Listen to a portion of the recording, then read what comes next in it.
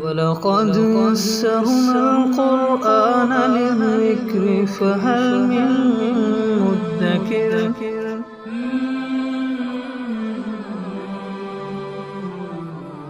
سورہ آل عمران آیت نمبر 165۔ اعوذ باللہ من الشیطان الرجیم،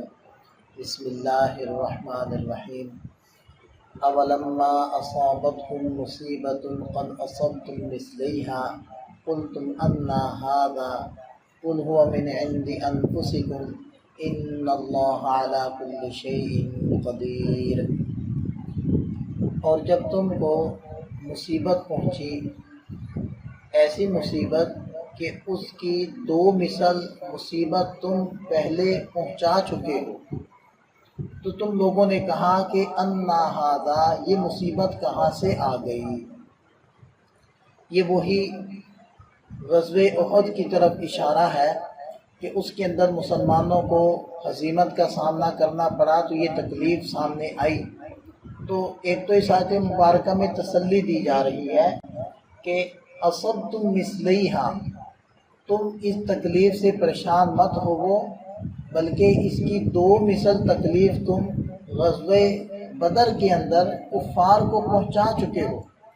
کیونکہ احد کے اندر تو 70,000 صحابہ کرام شہید ہوئے ہیں، لیکن اس سے پہلے بدر کے اندر 70 کفار مارے گئے تھے اور 70 ہی گرفتار ہوئے تھے۔ تو احد کے اندر تو کوئی مسلمان گرفتار نہیں ہوا کفار کے ہاتھوں، تو اس لیے فرمایا کہ تم دو مثل تکلیف ان کو پہنچا چکے ہو۔ قلتم انا ھذا، تو تم نے کہا کہ یہ تکلیف کہاں سے آ گئی، یعنی جو 70 صحابہ کرام شہید ہو گئے۔ تو اصل میں دل کے اندر بات یہ تھی کہ جب نبی پاک صلی اللہ علیہ وسلم ہمارے ساتھ ہیں تو پھر ہمیں شکست کا سامنا کیسے کرنا پڑا، اور ہمارے اتنے رفقا کیسے شہید ہو گئے، یعنی یہ کیسے ہو سکتا ہے۔ تو اللہ تعالیٰ نے فرمایا آپ کہہ دیجئے ہوا من عند انفسکم، یہ تمہاری اپنی طرف سے ہے، یعنی تم لوگوں سے ہی لغزش ہوئی ہے اور اسی کی پاداش کے اندر یہ سارا کچھ معاملہ ہوا ہے۔ ان اللہ علی کل شیء قدیر، یقیناً اللہ تعالیٰ تو ہر چیز پر قدرت رکھتے ہیں، یعنی اگر اللہ تعالیٰ یہ چاہتے کہ حضرات صحابہ کرام کی اس لغزش کو معاف فرما دیتے تو وہ کر سکتے تھے، لیکن اللہ تعالیٰ نے یہ چاہا کہ ان حضرات کی تربیت ہو جائے، اور یہ تربیت کے لیے ضروری تھا کیونکہ ایک آگے لمبا وقت آ رہا تھا، بہت ساری جنگیں آ رہی تھیں، جنگوں کے کچھ اصول اور ضوابط ہوتے ہیں۔ تو اگر یہی روش بن گئی کہ کسی بھی حکم کو کوئی اتنی اہمیت نہیں دینی، اس کو ہلکا لے لینا ہے، تو اس سے آگے جا کر بڑے بڑے نقصانات کا خدشہ ہے، تو اس لیے پہلے ہی ان حضرات کی تربیت کر دی جائے۔ اور دوسرا میں یہ سمجھتا ہوں کہ اس واقعے کے اندر حضرات صحابہ کرام کو فیلیئرز کا سامنا کرنا بھی سکھایا گیا کہ زندگی کے اندر ہمیشہ کامیابیاں نہیں آتی، ناکامیاں بھی آتی ہیں اور ارادے ٹوٹتے بھی ہیں۔ تو جب ارادے ٹوٹیں اور جب ناکامیاں سامنے آئیں تو اس موقع کے اوپر کیا رد عمل ہونا چاہیے اور اللہ تعالیٰ کے ساتھ معاملہ کیا ہونا چاہیے، یہ اصل میں اس کی بھی تربیت ہو رہی تھی۔ اور فرمایا کہ وما اصابکم یوم التقى الجمعان فباذن اللہ وليعلم المؤمنین۔ آگے اللہ تعالیٰ نے اپنی حکمتیں بھی بیان فرمائی کہ اگرچہ بظاہر تو صحابہ کرام کی ایک لغزش وہ ذریعہ بنی ہے، لیکن حقیقت میں تو اللہ تعالیٰ کا حکم ہے کہ اللہ تعالیٰ نے چاہا کہ یہ مصیبت مسلمانوں پر آئے، تو ارشاد فرمایا کہ وما اصابکم یوم التقى الجمعان، کہ جس دن لشکر آپس میں ٹکرائے اس دن جو تمہیں تکلیف پہنچی فباذن اللہ، یہ اللہ کی حکم سے، اس کی چاہت سے ایسا ہوا، ولیعلم المؤمنین، اور کس لیے ہوا، تاکہ اللہ تعالیٰ پکے ایمان والوں کو جان لے۔ تو جاننے کا مطلب اللہ تعالیٰ تو پہلے سے جانتے ہیں، مطلب ظاہر کر دے، دنیا کے اندر بھی سب کے سامنے ظاہر ہو جائے کہ پکا اور مضبوط مستقیم مسلمان کون سا ہے۔ وَلِيَعْلَمَ الَّذِينَ نَافَقُوا، اور تاکہ اللہ تعالیٰ منافقین کو جان لے، یعنی ان کو واضح کر دے کہ اسی موقع پر ہوا نا کہ جب منافقین پیچھے ہٹ گئے اور 300 کے قریب جو ایک تعداد تھی وہ انہوں نے لشکر اسلام کا ساتھ چھوڑ دیا، اور اسی کو آگے اللہ تعالیٰ بیان فرما رہے ہیں وقیل لہم، اور جب ان 300 سے کہا گیا کہ جو منافقین تھے جو مسلمانوں کا ساتھ چھوڑ کر واپس چل دیے، جب ان سے کہا گیا تعالو، کہاں جا رہے ہو، ادھر آؤ ہمارے ساتھ، قاتلوا فی سبیل اللہ، ہم اللہ کے راستے میں لڑیں، قتال کریں، اب ادفعوا، یا مدافعات کریں، اپنا دفاع کریں، مدینے کا دفاع کریں، یعنی تم لوگ اس میدان سے کیوں بھاگ رہے ہو، لشکر آمنے سامنے ہے، یہ موقع تو بھاگنے کا نہیں ہے، یہ موقع تو لڑنے کا ہے،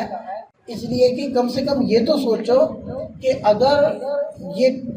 کفار کا لشکر مسلمانوں کے لشکر کو کھا گیا تو پھر مدینے کا کیا ہوگا، پھر تمہارے گھروں کا، تمہارے بیوی بچوں کا، تمہارے مال اسباب کا کیا بنے گا، ابھی دفاعو، کم سے کم اس کی مدافعات تو کرو، اس کا دفاع تو کرو۔ تو وہ آگے سے کہنے لگے لو نعلم قتالا لاتبعناکم، اگر ہم جانتے کہ یہ قتال ہے، یہ واقعتاً لڑائی ہے، تو ہم ضرور آپ کی اتباع کرتے، آپ لوگوں کی بات مانتے، آپ لوگوں کے ساتھ مل کر اس لشکر سے لڑتے، لیکن یہ تو کوئی لڑائی نہیں ہے۔ ایک طرف 700 کے قریب یا 1000 کے قریب ہیں مسلمان، اور دوسری سائڈ پر 3000 کفار ہیں، تو یہ کوئی لڑائی ہے؟ یہ تو سیدھا سادہ خودکشی ہے۔ تو اگر لڑائی ہوتی تو پھر ہم بھی لڑتے، لیکن یہ لڑائی نہیں ہے۔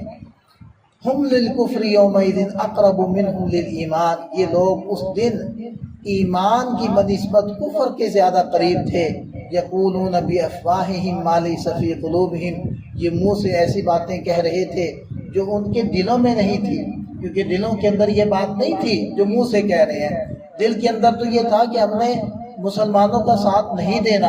اگر مسلمانوں کا لشکر برابر کا بھی ہوتا پھر بھی یہ لوگ ساتھ نہ دیتے، تو دل میں کچھ اور ہے، زبان پر کچھ اور ہے۔ واللہ اعلم بما یکتمون، اللہ خوب جانتے ہیں جو کچھ یہ چھپا رہے ہیں۔ الذین قالوا لاخوانہم، یہی وہ لوگ ہیں جو اپنے بھائیوں سے کہنے لگے، وقعدوا، اور یہ لوگ مزے سے اپنے گھروں میں بیٹھے ہوئے تھے، کیا کہنے لگے، لو اطاعونا ما قتلوا،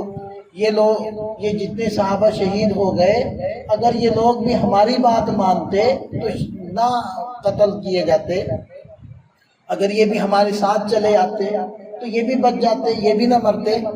تو اللہ تعالیٰ نے ارشاد فرمایا نبی ان سے کہہ دیجئے فَادْرَؤُوا عَنْ أَنفُسِكُمُ الْمَوْتِ، تم اپنے آپ سے موت کو دور ہٹا کر دکھاؤ، ان کنتم صادقین، اگر تم سچے ہو۔ یعنی کیا تم لوگوں نے یہ گمان کر لیا ہے کہ جو میدان جہاد کے اندر جا کر لڑتے ہیں وہ مرتے ہیں اور جو گھر میں ہوتے ہیں وہ نہیں مرتے؟ تو کیا تم لوگ آ کر گھروں میں بیٹھ گئے ہو تو کیا تم لوگ موت سے بچ سکتے ہو؟